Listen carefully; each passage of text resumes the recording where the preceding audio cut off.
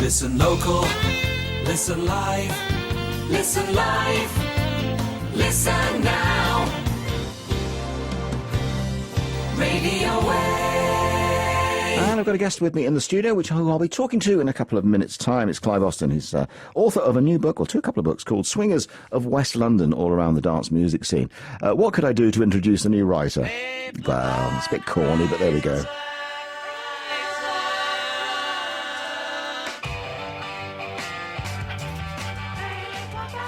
Wow, that was a rather corny introduction to my guest who's in the studio with me today. Clive Austin, who's author of a couple of books, Swingers of West London. Hi, Clive. Welcome to Radio Wey. Thank you for having me. It's my pleasure, my pleasure. First of all, Clive got in touch with me a while back to say, would I be interested in looking at these books? And we're having a look at a book, as I say, called Swingers of West London. Tell me a little about the book, Clive, and, you know, what prompted you to write it? Well, before I start, I would like to just say thank you for having me on it's a pleasure. In the hospital radio. I know that this place was going to have 2 new wings fitted, but I don't think that'll take off. So you get the idea of the book. Exactly. So where did it start? If you was to go back, back to about 2008, I had a normal everyday job, and I used to go out dancing in my spare time for free, teaching the dance for free. And then I injured my back, and the first thing that happened was the dance class sort of said, well, we've got to go our separate ways, and that was a big thing to take. I sort of lost my social life all of a sudden, and then 3 years later I also lost my day job for the same reason. And as you can imagine, I started to get really quite depressed about it. Now the thing was, before I was... when I first sort of lost the dance class out of my life, I started writing jokes on social media, just for a laugh. When Strictly Come Dancing came out, I just wrote a simple joke, and some friends were saying, "Oh, that's really funny. Why don't you do another one?" And I thought, do you know what? I'll give that a try. I'll do one tomorrow. And what happened from there was I challenged myself to write a joke every day for the 14 weeks, I think it is, that Strictly Come Dancing was on.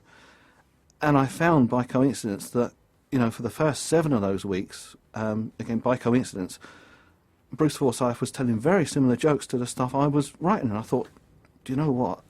He's nicking it. No, I wouldn't say that, but I thought I must have an idea of what works. He was probably getting about £250,000 per series, but I was, that's neither here nor there. But I thought, wow, okay, fair enough. So when I lost my job, a friend said to me, well, why don't you try and write comedy to, cheer yourself up a bit?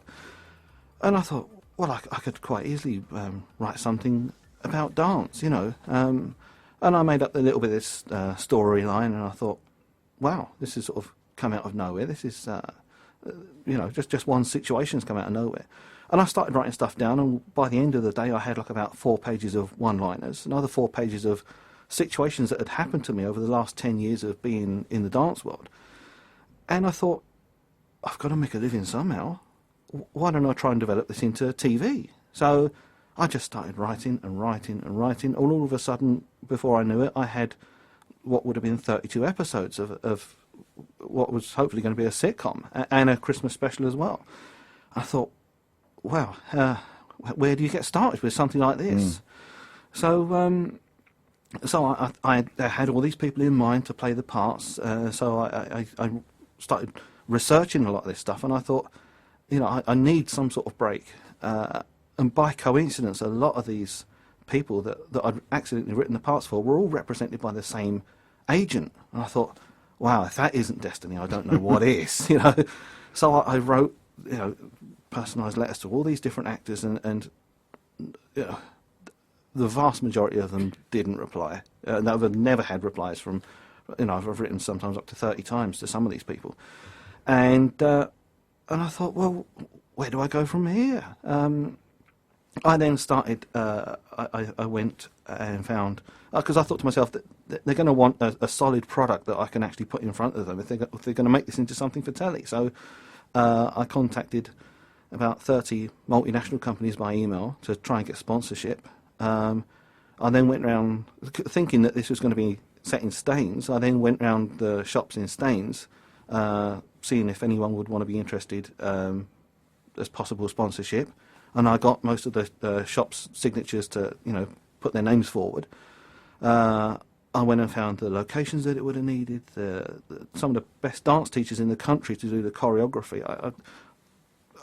Whatever it needed, I covered, and I still couldn't get any. Well, it struck me that, I mean, Staines being Staines, but then again, Staines has had a famous past with Ali G. I mean, he managed to bring Staines into all his stuff. Exactly. The Staines Massive and all that. So it's not that Staines, now it's Staines upon Thames, of course. Yeah. Much more grand. We should be able to do something with that. Were you actually teaching swing dance, as it were, or other stuff? I was teaching all sorts of stuff, West Coast swing, modern jive, that sort of thing.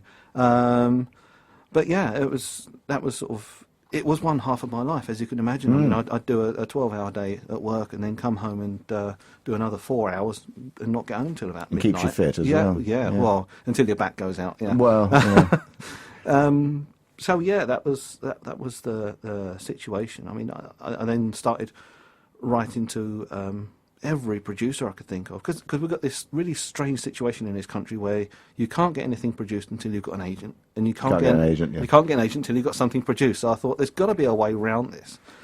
So I contacted all these producers. I eventually contacted Steven Spielberg, who did write back. He was one of the only people that did write back, believe it or not. And I thought, I really don't know where to go with this. You could bring a few aliens into it, perhaps, into alien dance class or something. Yeah. You might look at it then. Yeah. The thing was, straight after that, I thought, I really don't know where to go with this. And a friend on Facebook posted up a picture saying, I've just had my proof copy of my new book come back. And I thought, wow, okay, you make that sound really easy. And he showed me what's involved with it, self-publishing, and I thought, well, then I'll do that. I'll see if it works as a paperback. And believe it or not, within 2 days of it being released, it became a bestseller in this country. Well, I'll tell you what, we'll come on to that in a minute. Yeah, sure. I thought we'd just play a little bit more, because I know we've got fans in the hospital who like swing music, especially Jim Coombe comes in on Tuesday and does a lot of that stuff as well. So I thought we'd play, and you brought some music around with you, because we've got a lot of the older stuff, the Glenn Millers and Artie Shaw, that kind of stuff. But you brought a couple around here which are more by modern artists, and I quite like this one. It's a Glenn Miller one from way back on Tuxedo Junction, but this time by Jules Holland. See what you think. No.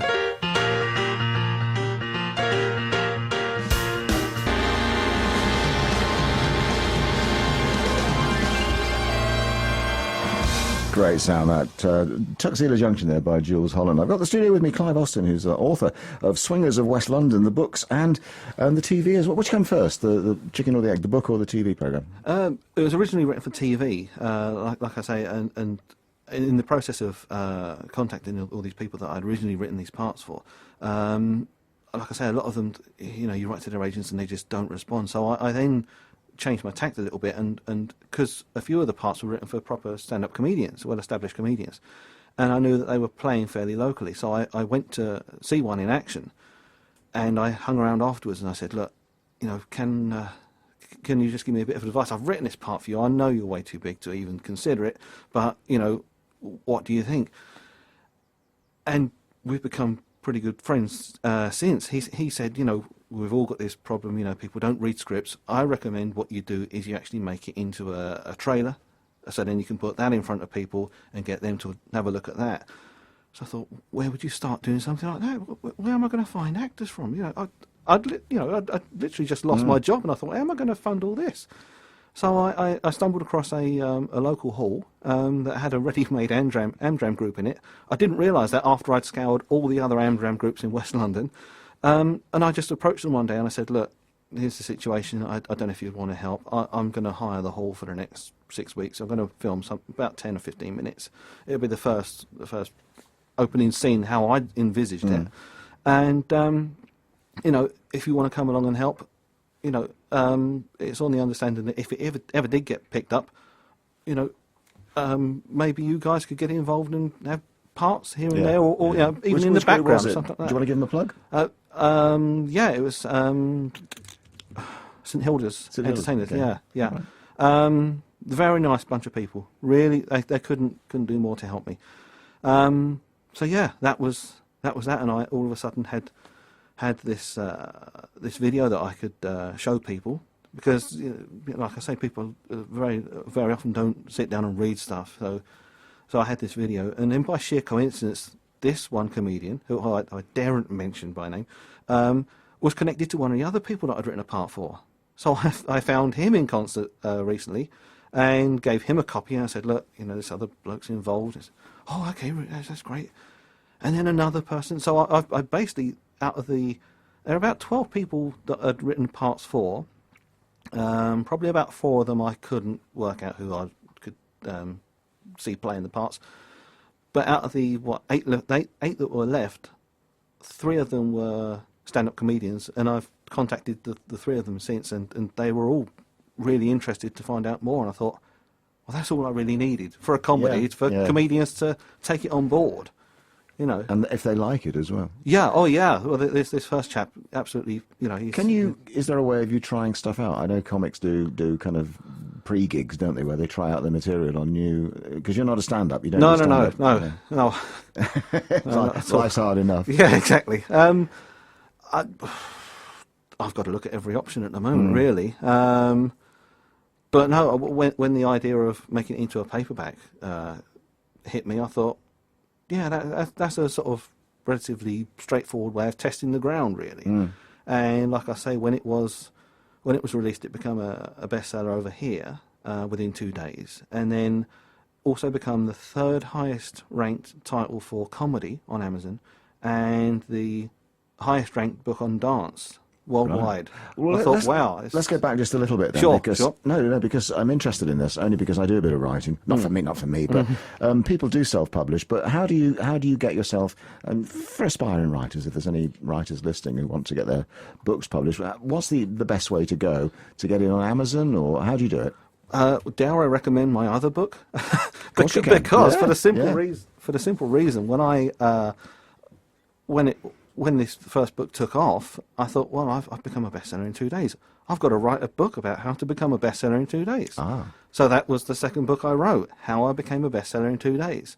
And it shows you the process of, going directly to these subsections of Amazon, and literally they do print-on-demand stuff nowadays. So you submit your work and the cover. I mean, I designed the cover for those books as well. And literally you see it on screen in front of you. And you just order a proof copy. And they take you through the process, as it were, almost. Yeah. It's literally all in front of you. You get to see an automated version of your book on the screen. Gosh. Or failing that, you just press a button and order a proof copy. It needs to come from America for some reason. They print it out there to start with.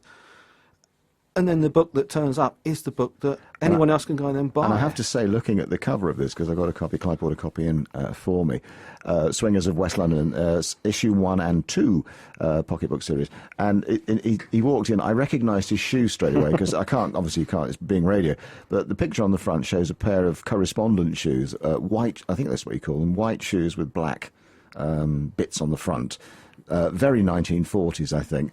And Clive came into the studio wearing, I imagine it's the same pair. Yeah. So I've got his shoes in the studio with me.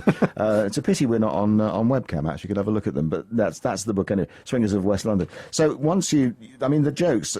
You said you wrote a lot of jokes. I mean, how do you kind of lever these into a play? I mean, do you write round the jokes, or do the jokes write round the? How do you start? Well, that again was what intrigued me, because I remember watching Not Going Out a long time ago, and I thought, where do you start? Because that is literally one joke after another, and the story unfolds, which is amazing how that all works out. And my one-liners do sort of. I wanted to originally make the story along the sort of lines of Only Fools and Horses, where it's more like storytelling, and you get the massive sort of twist at the end and the big punchline at the end. But obviously, because people aren't going to hang around to maybe get to that, I needed to fill the first lot out with one-liners. So I say things like, Clive, the leading man, come from a poor background. I mean, when it used to get really cold, his family used to gather around a candle for warmth, and if it got really cold, they used to light it. So it's a Things new like take on an old joke. So Yeah, I exactly. Like that. I like that. Well, we'll talk about the actual the series and the characters in it in a little while. So I'm going to play a little bit more music again. Something that you brought in by a newish artist, Ray Gelato. Sounds like an ice cream. Is that his real name, or is? Yeah, as far as I know. And he's a fairly new. But it's a song called Walk Between the Raindrops, Raindrops. By Donald Fagen originally. Oh right, okay, give it a go.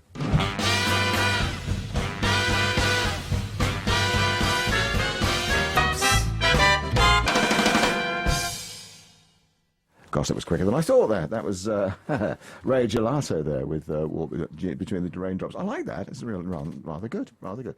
It's got the old feel to it as well, isn't it? Yeah. So, talking about the actual the TV series and the characters, how does it pan out? What are the characters? What's the storyline basically? It's probably easier to explain how the storyline come around, and Okay. that was the fact that the first storyline was going to be based around Tamara, a failed ballerina, who she comes along to the dance class because she's married into money, and now all of a sudden her husband isn't around quite that much anymore. I mean, he's something quite high up in the city, a bit like the London Eye, but the trouble is she comes dancing because he's got quite depressing and dismal views, a bit like the London Eye.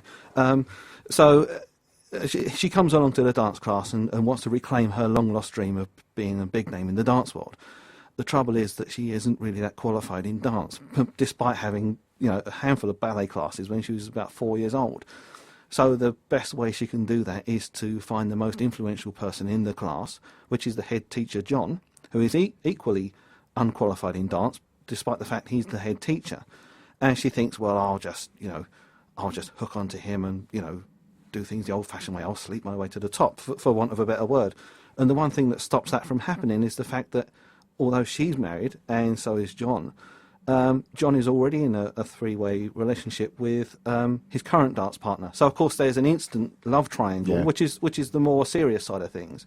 And it was geared towards the sort of... I mean, I'm sure we've all worked alongside people who have gravitated to the top of their profession with not actually having a lot of talent, and the idea is that Tamara and John are the only people that get paid for that job, whereas the rest of the people that work underneath them, the beginner teachers, who are called baby steppers, are doing this job for free, and they're doing a lot more work. So of course there's this unseen tension, which of course you can't show because you're in the public eye all the time. You have to pretend like you're one big happy family. Are these baby steppers better dancers than the two? Oh, the two absolutely, teaching them? absolutely, without a doubt. One of them's been dancing for about 8 years, which sort of explains why he looks so tired all the time. But that was one storyline, because there are two interweaving storylines in the book. The other storyline was about how Clive gets dragged along to his first dance class, doesn't particularly like it because it's a much older crowd than him, and he's only really gone there to find love, and he gets poached by the competition, who a fellow that works for the competition, who are swingers. And he says, oh, you've got to come along to our class, you'll really like it. So, of course, he goes along to this class. The trouble being that I don't want to give too much away of the storyline, but the trouble being that Clive and this chap from Swingers accidentally, completely innocently met in a men's toilet at the first venue. It's based on something that actually happened to me. Okay. So, of course, it's completely innocent, and they go to the first class, and, of course, by that time he's already developed a reputation, and you think, oh, no, okay. And then from there on, every chapter, because obviously we're talking chapters now, something completely innocent happens, and Clive manages to build up a worse and worse reputation. So, of course, by the time he does meet the girl of his dreams, Kay, who is one of the beginner teachers, she works at their other venue at Colnbrook, or as they call it, Heathrow Terminal 6. He hasn't really got a chance with her because, of course, she's believed all the rumours that are circulating around him, and there's also a pretty big reason why he can't approach her, which I can't explain. Otherwise, the It whole book would spoils- fall. it spoils The it. whole No, book would I- fall apart. Quite understand, Yeah.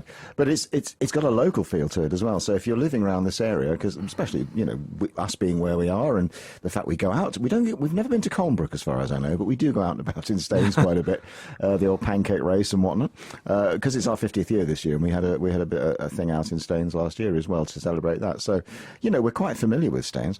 Colnbrook not so, but it's got a local feel to it. So if you want to read something amusing with gags, now you brought some requests in, I think, didn't you, for me? So I don't know if we're going to have time to play them all because it's 10:30 now, just gone. But I did. I just want to also mention that the reason I brought along Jules Holland was because he very kindly mentioned my book to his followers, as did Ray Gelato. Oh, brilliant. As did Ray Gelato. I had a couple of songs here. I don't know if you've got them. If I Had a Hammer by the Carpenters. no, don't think- Okay. Roll Over Beethoven by Mozart. Maybe not. No. Singing in the Rain by Wet, Wet, Wet.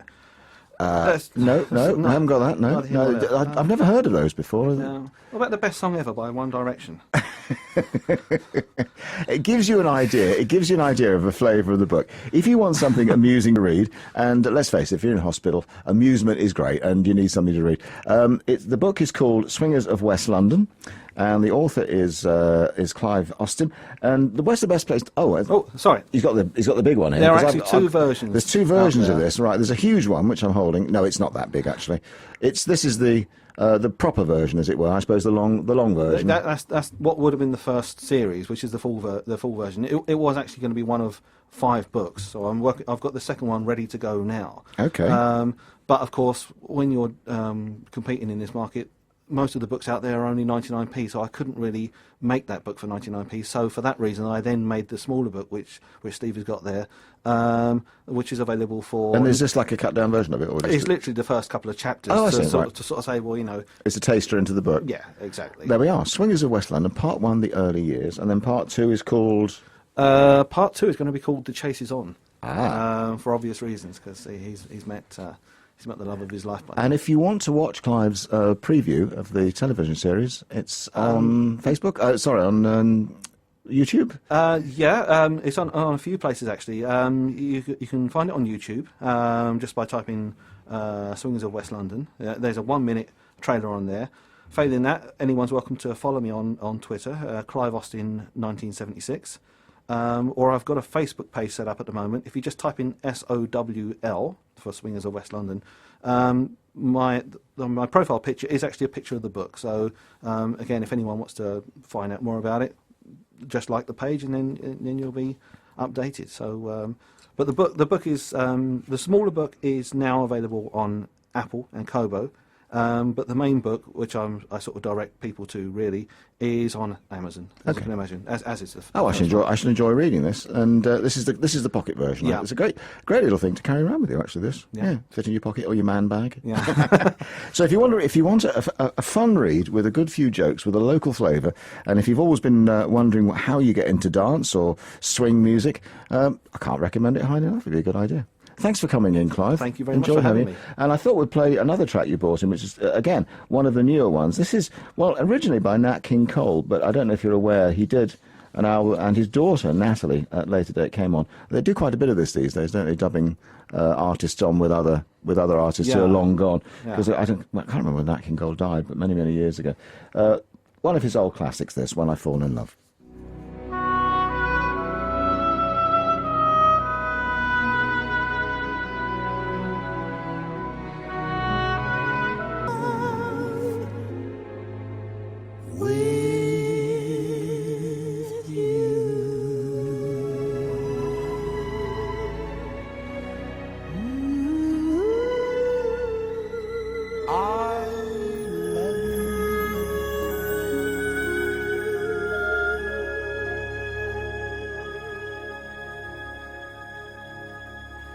It's quite poignant, that, isn't it? Clive's still here with me, actually, because he did forget. I forgot, actually, to ask him.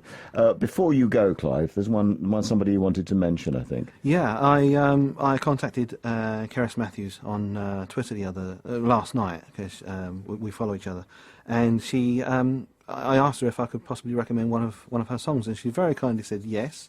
And she's asked me to mention something of hers, an event that she's putting on, which I think is in Wales, called the Good Life Experience.